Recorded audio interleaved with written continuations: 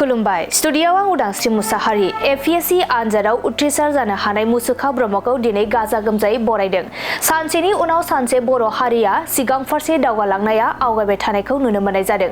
थारैनो बर' हारिनि लाइमोनफोरा गोख्रों नाजाथाबनायनि गेजेरजों गाव गावखौ सासे जाफुंसार सुबुं महरै सिनायथि होबोगासिनो दं। थिग बेबादिनो सासे बर' लाइमोन मुसुखा ब्रह्मआबो गावनि गोब्राब नाजाथाबनायनि गेजेरजों एपीएससी आनजादाव उथ्रिसार जानो हायो। बिथांनि उथ्रिसार जानायखौ आंगो गामि बंसिगावआव गामिनि सुबुंफोरा बरायनायजों लोगोसे मान बिलाइ होनानै बरायदों। नंगौ, बड'फा सुपार 50 मिशननि गेजेरजों दतमा ओनसोलनि सिङाव थानाय बंसिगाव गामिनि मुसुखा ब्रह्मआ एपीएससी आनजादनि फाइनेन्स सार्भिस मासियाव उथ्रिसार जानो हायो। बिथांनि एपीएससी आनजादाव उथ्रिसार जानो हानायखौ गोजोननायजों गामिनि सुबुंफोरा गाजा गोमजायै बरायनायखौ नुनो मोननाय जादों। नोंथाङा रां सिबिथाय मोनसे बिफानाव साख्रि मोननो हाबाय। आं जोबोद गोजोननाय मोनदों जे आं बे आनजादाव बे बाराव उथ्रिसारनो हाबाय थामथि खेबाव। माबायदि हेफाजाबनि गेजेरजों बे आनजादखौ उथ्रिसारनो हाबाय? गिबियावथ' आङो गावनो हारसिं नाजाग्रोदोंमोन, खिन्थु माखासे गाइडेन्स खमनि थाखाय आङो ओरैनोथ' बेसिकआ एसेबाबो क्लियार दंमोन। ओमफ्राय बै समाव बिटिआर गभर्नमेन्टआ मोनसे स्किम लन्च खालामदोंमोन आरो इउपिएससिनि थाखाय इउपिएससि सुपार 50 मिशन होननानै। दाथ' गथ'फ्रा सुपार 50 मिशन जाबायमोन। ओमफ्राय बेवहाय माने इन्ट्रेन्स जादोंमोन जोंना बड'लेण्ड इउनिभारसिटियाव। बाहाय पास जानानै आङो दिल्लीयाव कचिं फार्स्ट बेच हिसाबै दिल्लीयाव कचिं लानो थाखाय सुबिदा मोन्दोंमोन आरो। बेवहाय 11 मान्थ कचिं लानानै फैबाय। फैनानै जोंना मार्च मासाव माने प्रिलिम्सआ जादोंमोन आरो। बेनि उनाव प्रिलिम्सआव पास जाबाय।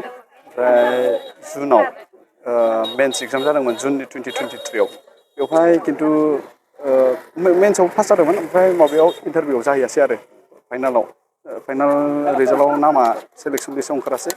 आरो बिनि उनाव आङो गुवाहाटियाव बोसोरसेनि थाखाय गावनो निजे थाहैनानै फरायनाय जाबाय। फरायनानै आरो बेवहायबो माने उथ्रिसारासै आरो। ओमफ्राय दा थामथि खेबाव उथ्रिसारनाय जाबाय आरो। नोंथांनि जाफुंसारनायखौ नुनानै जिहेतु नैबे नोंथांमोननि गामिनि रायजो राजाफ्रा नोंथांखौ मान बावदों, बे बिथिङाव माबायदि हेपि? आङो जोबोद गोजोननाय मोन्दों आरो गामिनि गासैबो रायजो राजाफोरखौ आंनि गोसो गोरबोनिफ्राय गोजोननायखौ जासियो। आरो आंजों लोगोसे माने गामिनि बयबो रंजाफादों।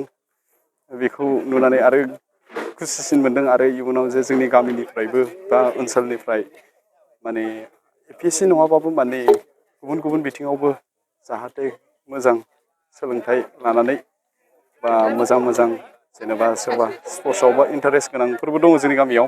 बिसोरबो जाहाथे मोजां गेलेगिरि जाहैयो, बा सोरबा मोजां साख्रिफोरखौ मोनहैयो, बेफोरखौ आङो आसा खालामो आरो। जिहेतु उन्दैनिफ्राय थांखिया मामोन नोंथांनि? आंनि सबसे उन्दैनि थांखियाथ' एस्ट्र'नट जानायमोन। दा बेथ' जाफुङासै। क्लास 12आव माने एन्ट्रेन्स एग्जाम होदोंमोन आङो। ओमफ्राय एन्ट्रेन्स एग्जामावथ' पास जादोंमोन, खिन्थु मेथ्स एग्जामाव फेल जादों आरो। दा बेनि थाखाय पिसिएम नांगौ जायोमोन।